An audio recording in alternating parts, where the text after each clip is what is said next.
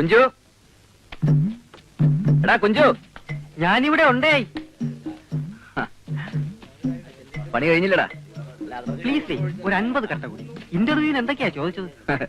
Dozen കണക്കിന് English പത്രങ്ങളും മലയാള പത്രങ്ങളും മുടങ്ങാതെ ഇറങ്ങുന്ന നമ്മുടെ നാട്ടിലെ ചോദ്യങ്ങൾക്കാണോടാ പഞ്ഞം. ഓഹരി കുംഭകോണം, ഡെങ്കൽ കരാറ്, കൊങ്കൺ റെയിൽവേ, കരിപ്പൂർ വിമാനത്താവളം, സ്വാശ്രയ സമിതി, മൂന്നാം മുന്നണി, അങ്ങനെ എന്ത് വേണമെങ്കിലും ചോദിക്കാലോ.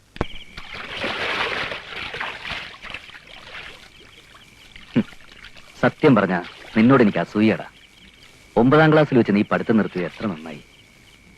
ഉന്നത വിദ്യാഭ്യാസത്തിന്റെ ഭാരമില്ലാതെ നിനക്ക് എന്ത് ജോലിയും ചെയ്യാലോ. ഞാൻ നിർത്തിയതല്ല, അവർ നിർത്തിച്ചതല്ലേ. പഠിത്തം അവസാനിപ്പിക്കുമ്പോഴും എന്റെ സംശയം മുഴുവൻ തീർന്നിട്ടില്ലായിരുന്നു. ഒരു ക്ലാസ്സിൽ 4 കൊല്ലത്തിൽ കൂടുതൽ പഠിക്കാനൊക്കത്തില്ല എന്ന് നിർബന്ധം പിടിച്ചവന് ഞാൻ എന്തോ ചെയ്യും? പകൽ അന്ത്യോളം അധ്വാനിച്ചിട്ട് രാത്രിയിൽ ഈ പുഴയിൽ ഇങ്ങനെ മുങ്ങി കുളിക്കാൻ നല്ല രസമല്ലേ കുഞ്ചു?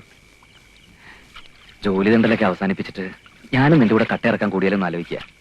അത് വേണോ? അതെന്താ? എല്ലാ ജോലിക്കും അതിന്റേതായിട്ടുള്ള മാന്യതയുണ്ടെന്ന് വിശ്വസിക്കുന്നവനാ ഞാൻ.